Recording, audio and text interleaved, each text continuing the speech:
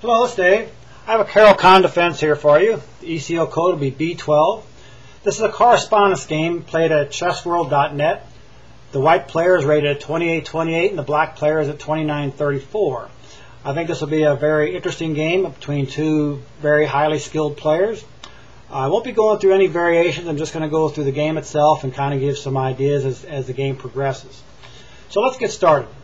White plays E4, C6, D4, D5, E5, this is the advanced variation, and black responds by attacking the white's center with C5.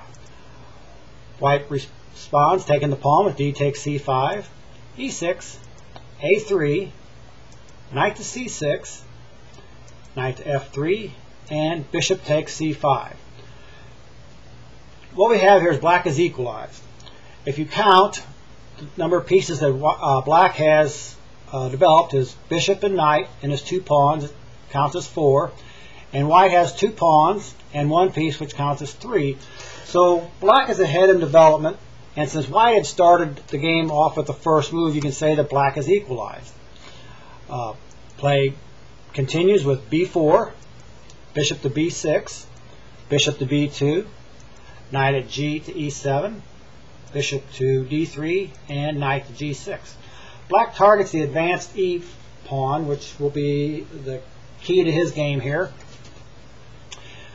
White plays G3. This move protects the F4 and H4 squares, but causes white many problems later in the game, as we shall see. Next is D4. The pawn blocks the bishop from defending the E5 pawn. White responds with queen to E2, protecting the pawn, and now F6. Black wants to get rid of this advanced E5 pawn, and he's willing to advance his F pawn to do so. A lot of players would not like to do this, fearing that they'd be destroying part of their king's protection by advancing that F pawn. But actually, black will be able to use this F file later on in his attack against white's king. So the game continues. E takes F6, queen takes F6, bishop takes G6, queen takes G6, and B5, attacking the knight. Black plays bishop to A5, and white moves his king to F1, going towards the corner of the board instead of the center, like to D1, for example. The disadvantage for white, of course, now is that he will be unable to castle. He will want to now play his king to G2 and then move his rook, let's say, to E1, and then he would be completely developed on the king's side. It's black's move, and he plays knight to E7, removing his knight from the attack by the pawn. White plays knight to E5, attacking the queen. Queen plays to F5. And now white wins a pawn with bishop takes D4. White plays queen to H3, and now king to G1. Now we see why the G pawn advance is a problem. Computers will analyze this position as a plus for white because it is a pawn up, but because the H1 rook is out of play, in reality black is winning. So that is a good example of why you can't always trust a computer's analysis of who's winning and who's losing in a game. You have to really look at the board and see which pieces are active and which ones are not. Black castles, and you can see now, as I said earlier, that rook controls the H file and is attacking the F2 square. Black plays bishop to C5, bishop to D8, defending, knight to C3, and B6. This attacks the bishop and sets up black's next move. White plays bishop to D6, and now bishop to B7. Black threatens mate at G2. White blocks the mate with knight to E4, rook to C8, rook to D1, rook to E8, and now F3. White wants to use his pawn to protect the knight instead of his queen. He wants to get this queen active and use it as an attacker and not a defender. Black plays knight to F5, and white's next move is bishop to B4, and now bishop takes E4. Black is willing to exchange pieces because, like I said earlier, in reality he is up a rook for a pawn. So this exchange helps him. F takes e4, knight to h6. Black wants to bring his knight to the g4 square.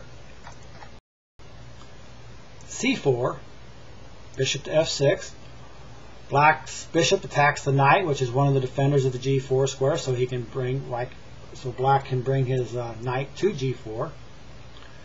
Knight to c6, and now knight to g4. White plays e5, attacking the bishop. Bishop to g5. Now bishop to d2. They are exchanged. And rook to f8. Black sets up another mating threat at f1.